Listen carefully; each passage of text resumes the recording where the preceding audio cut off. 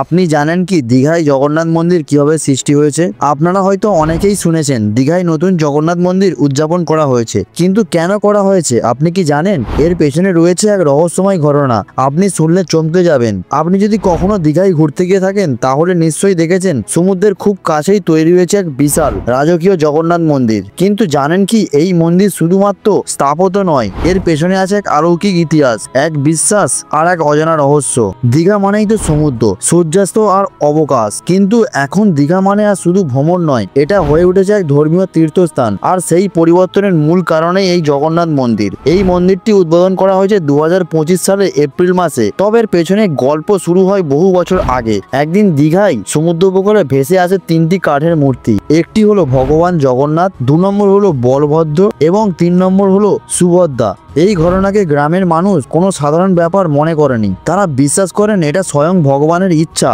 এরপর 3টি মূর্তি বসানো হয় এক ছোট্ট মন্দিরে, যেটি পরিচিত হয় মাসির বাড়ির নামে। সময়ের সঙ্গে সঙ্গে সেই মন্দির হয়ে ওঠে এক বিশাল আস্থার জায়গা। হাজার হাজার মানুষ সেখানে আসতে শুরু করে। তখনই রাজ্য সরকার সিদ্ধান্ত নেয় পুরীর আদলে দীঘাতে গড়ে তোলা হবে এক বিশাল জগন্নাথ মন্দির। তো বন্ধুরা, এখন প্রশ্ন হলো দীঘাতেই কেন হবে জগন্নাথ মন্দির? দীঘা পশ্চিমবঙ্গের এক গুরুত্বপূর্ণ পর্যটন কেন্দ্র। একদিকে সমুদ্র আর একদিকে ধর্ম, এই দুই মিলিয়ে তৈরি হবে এক নতুন শক্তি, এক নতুন তীর্থস্থান। ঠিক এইভাবেই শুরু হয় নির্মাণ। এই মন্দিরের স্থাপত্যের কথা বললে আপনি অবাক হয়ে যাবেন। মন্দিরটি তৈরি হয়েছে রাজস্থানের চিত্তর বেলেপাথর দিয়ে। মন্দিরের উচ্চতা প্রায় 65 মিটার, যা 20 তলা ভবনের সমান। মন্দিরের নকশা কিছুটা পুরীর মন্দিরের মতো, আর কিছু নিজস্ব বৈশিষ্ট্য আছে।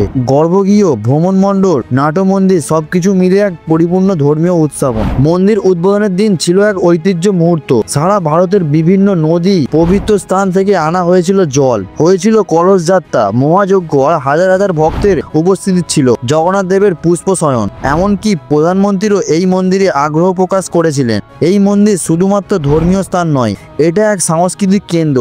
এখন দীঘায় এসে কেউ শুধু সমুদ্র থেকে ফিরে যান না, তারা আসে মন্দিরে, করে পুজো, নেয় আশীর্বাদ। ফলে স্থানীয় ব্যবসাও বেড়েছে, কাজও পেয়েছেন অনেকে।